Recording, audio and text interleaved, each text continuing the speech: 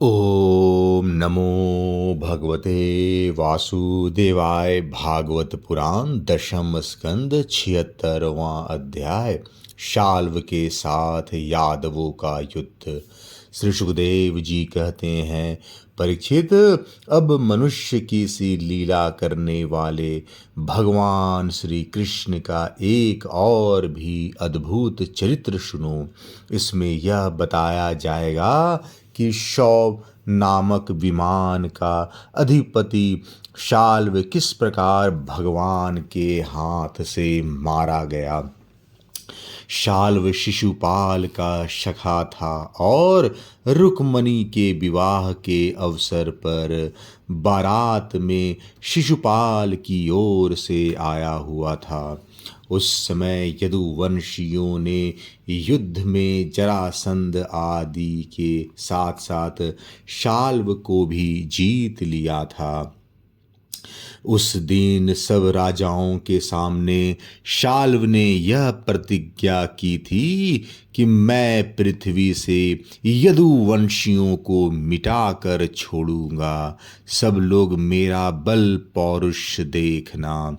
परीक्षित, मूढ़ शाल्व ने इस प्रकार प्रतिज्ञा करके देवाधिदेव भगवान पशुपति की आराधना प्रारंभ की। वह उन दिनों दिन में केवल एक बार मुट्ठी भर राख फाँक लिया करता था।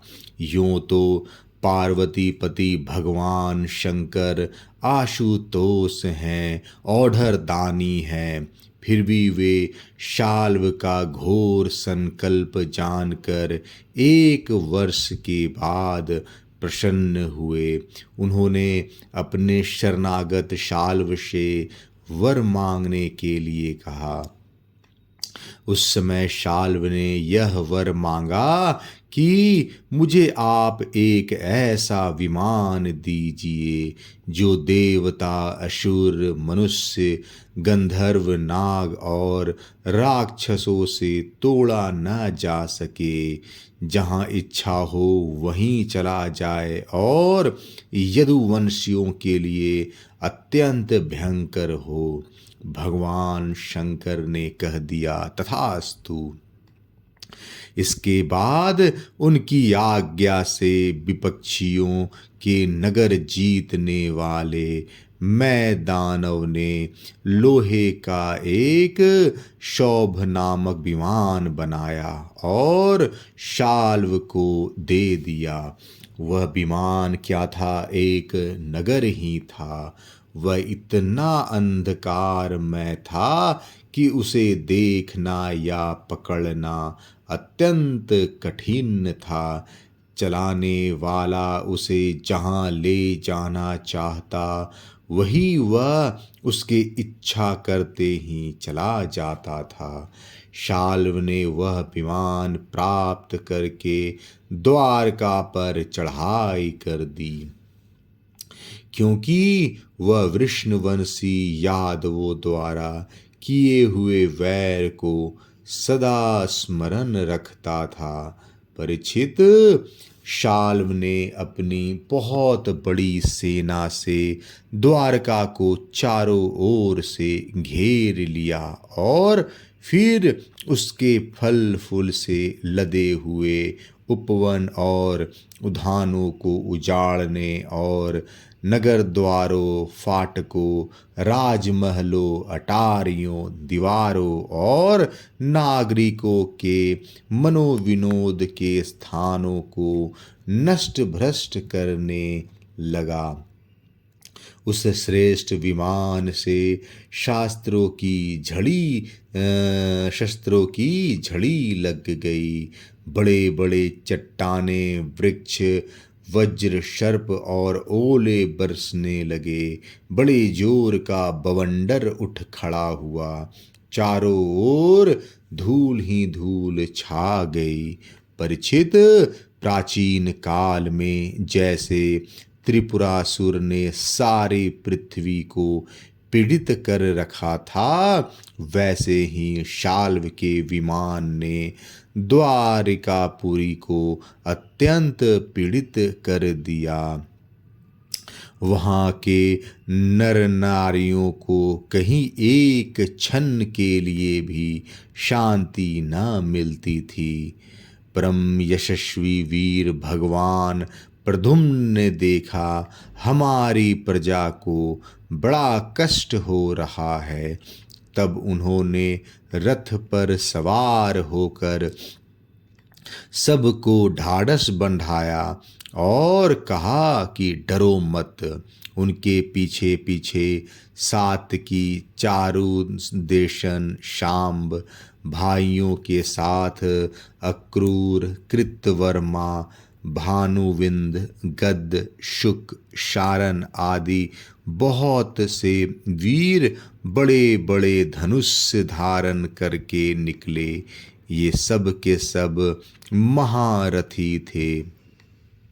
सबने कवच पहन रखे थे और सबकी रक्षा के लिए बहुत से रथ, हाथी, घोड़े तथा पैदल सेना साथ साथ चल रही थी। इसके बाद प्राचीन काल में जैसे देवताओं के साथ असुरों का घमासान युद्ध हुआ था, वैसे ही शाल्व के सैनिकों और यदुवंशियों का युद्ध होने लगा। उसे देखकर लोगों के रोंगटे खड़े हो जाते थे। प्रद्युम्न जी ने अपने दिव्य अस्त्रों से क्षण भर में ही शौभपति शाल्व की सारी माया काट डाली। ठीक वैसे ही जैसे सूर्य अपनी प्रखर किरणों से रात्रि का अंधकार मिटा देते हैं। प्रद्युम्न जी के चरणों में सोने के पंख और लोहे के प्रद्युम्न जी के वानों में लोहे सोने के पंख एवं लोहे के फल लगे हुए थे। उनकी गांठें जान नहीं पड़ती थी। उन्होंने ऐसे ही 25 वानों से शाल्व के सेनापति को घायल कर दिया। परम मनस्वी प्रद्युम्न जी ने सेनापति के साथ ही शाल्व को भी 100 बाण मारे। फिर प्रत्येक सैनिकों को 1-1 और सारथी को 10-10 तथा वाहनों को 3-3 बाणों से घायल कर दिया। महामना प्रद्युम्न जी के इस अद्भुत और महान कर्म को देखकर अपने एवं प्राय सभी सैनिक उनका प्रशंसा करने लगे। परीक्षित, मैं दानव का बनाया हुआ शाल्व का वह विमान अत्यंत महामय था। वह इतना विचित्र था कि कभी अनेक रूपों में दिखता तो कभी एक रूप में, कभी दिखता तो कभी न दिखता। यदुवंशियों को इस बात का पता ही न चलता कि वह इस समय कहाँ है। वह कभी पृथ्वी पर आ जाता तो कभी आकाश में उड़ने लगता, कभी पहाड़ की चोटी पर चढ़ जाता तो कभी जल में तैरने लगता। वह अलात चक्र के समान मानो कोई दूमही लुकारियों की बनेठी भांज रहा हो, घूमता रहता था, एक क्षण के लिए भी कहीं ठहरता न था। शाल्व अपने विमान और सैनिकों के साथ जहाँ जहाँ दिखाई पड़ता वहीं वहीं यदुवंशी सेनापति वानों की झड़ी लगा देते थे। उनके वान सूर्य और अग्नि के समान जलते हुए तथा विषैले सांप की तरह असह्य होते थे। उनसे शाल्व का नगराकर विमान और सेना अत्यंत पीड़ित हो गई। यहाँ तक कि यदुवंशियों के बाणों से शाल्व स्वयं मूर्छित हो गया। परीक्षित, शाल्व के सेनापतियों ने भी यदुवंशियों पर खूब शस्त्रों की वर्षा कर रखी थी। इससे वे अत्यंत पीड़ित थे, परंतु उन्होंने अपना अपना मोर्चा छोड़ा नहीं। वे सोचते थे कि मरेंगे तो परलोक बनेगा और जीतेंगे तो विजय की प्राप्ति होगी। परीक्षित, शाल्व के मंत्री का नाम था धूमान, जिसे पहले प्रद्युम्न जी ने 25 वान मारे थे। वह बहुत बली था। उसने झपट कर प्रद्युम्न जी पर अपनी फौलादी गदा से बड़े जोर से प्रहार किया और मार लिया कहकर गरजने लगा। परीक्षित, गदा की चोट से शत्रु दमन प्रद्युम्न जी का वक्षस्थल फट सा गया। दारुक का पुत्र उनका रथ हाँक रहा था। वह सारथी धर्म के अनुसार उन्हें रणभूमि से हटा ले गया। 2 घड़ी में प्रद्युम्न जी की मूर्छा टूटी।